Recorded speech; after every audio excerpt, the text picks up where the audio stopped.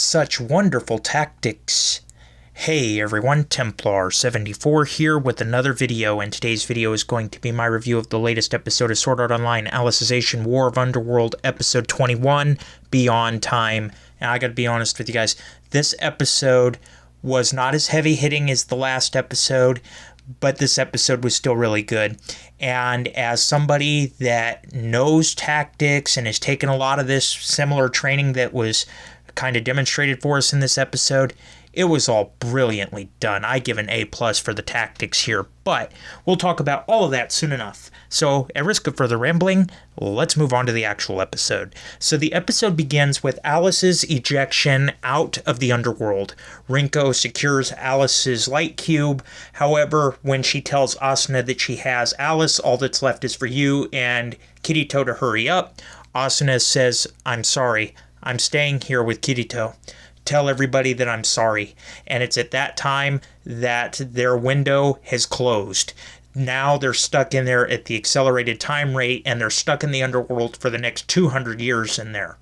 That said, all that's left to do now is for Higa to log them out manually, Asuna and Kirito. And he, of course, is right now on the back of Kiku's back as he's walking down these stairs or climbing down these stairs of the bulkhead.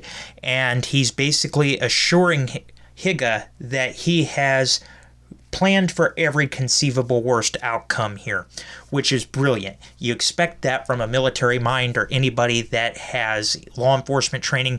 You plan for the worst and you hope that you don't have to resort to your plans. But unfortunately, pretty much the worst that could happen does end up happening in this episode. So now that the bulkhead is open, Critter realizes that they have Alice. There's only one thing left to do, and that's to storm the subcon room and take Alice, seize Alice. And now that the bulkhead is open, he orders a majority of what's left of the team to go secure the bulkhead, while he demands that Brig stays behind with him, and they're going to go clear the cable duct. And when they come into the cable duct, they notice that Yanni is dead on the floor. And they're like, well, wait a minute, isn't this our spy within Wrath? Did they find him out and then execute him? And it's at this time Brig looks up and he's like, oh no. They realize they've walked into an ambush because Kiku is there on the catwalk and he's got his gun pointed down and he's blasting away at them as Brig tries to return fire. They realize they've been ambushed. They head back for cover there, and basically Yanni was kind of the bait to draw them out here. So the ambush here was brilliant. So now that that plan has fallen apart, Critter realizes there's only one plan left to do. If they can't secure Alice, their plan is to destroy it. However, the plan that he has, he must get the captain's approval, aka Gabrielle. And so he goes down into where the STLs are, but not before we transition to Gabrielle. And it's at this moment here we realize what's just happened to him.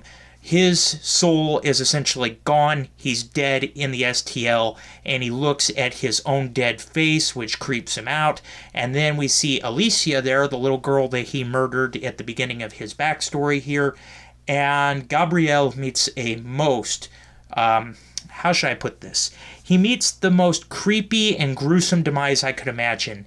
Alicia turns into this like demonic child that you would see from a Hollywood horror film and drags Gabriel into the abyss. And this is horrifying Gabriel, but he's unable to resist. He's pulled into the abyss. He's gone. He's dead. And when Critter comes in and realizes that he's dead, he looks over at Vazigo, realizes that he's dead too because his body is essentially the same as Mr. Miller's. They're both dead. This freaks him out. He goes back into the control room and he's basically saying, well, there is one thing we can do. And the team at this point is infuriated with him, basically saying, tell us what the plan is. And the plan is they're going to blow up the nuclear reactor. If they can't get Alice, they are going to go after the main engine, the nuclear reactor. I guess if you can't get your light cube, you go ahead and blow up a nuclear reactor, because that seems like a brilliant idea. Yeah, it sounds stupid, I know, but it's very effective. I mean, if you want to go for the highest stakes you can imagine, a nuclear accident, a nuclear catastrophe, and a fission explosion, That'll certainly do it. I'm not going to lie, that will certainly do it. So with that, this does not go unnoticed by Rinko and Nakanashi. They realize, hey, those explosives have a time-release detonator. Nakanashi volunteers that he'll go down to the reactor, disable the explosives, save the day, piece of cake. However, Rinko is quick to point out that the temperature in the nuclear reactor is getting hotter by the minute. You're going to get incinerated if you try to go down there. Nakanashi denies this. He's like, it's no hotter than a sauna. I'll be in there, out, no problem. So yeah, it's also at this time we go back to the cable duct. Kiku has been shot, and he tries to assure Higa that he's okay, and he's going to go check on the progress with the team because now they've realized that the nuclear reactor's in danger, so Kiku decides that he's going to go down there and help him out. So yeah, two guys are going to run right into a nuclear reactor that's laced with explosives. You could not make up a better movie script here, everybody. So with that, they head down. However, they are unable to reach their objective. They had one guy from the team stay behind, essentially a suicide mission, because he stays, he gets blown up if he succeeds in stopping them from getting to the explosives. However, if he fails to keep them from getting to the explosives, he's going to die. So, suicide mission there. And so he does stop them, however, from getting to the explosives, and it's at that time the final character that we have been waiting for to appear in Alicization finally appears. None other than Kaiba. Kaiba appears and takes control of the second Ichiman robot, the more complete one, the one that doesn't have the balanced gyroscope. He takes control of this robot, and he is going to go in and try to disable the explosives. And he issues a plea to Rinko because Rinko realizes that that's Kaiba, and Kaiba tells her, "Thank you. You were the only thing keeping me linked to this world, and I need to preserve that link." So Kaiba is going to go in and disable these explosives. However, the robot gets shot up pretty bad that Kaiba is using, and it damages the battery cable. He's unable to overcome this at first. However, Rinko pleads with him, "You are Kaiba, the leader of the Knights of the Blood Oath. You are Kirito's greatest rival.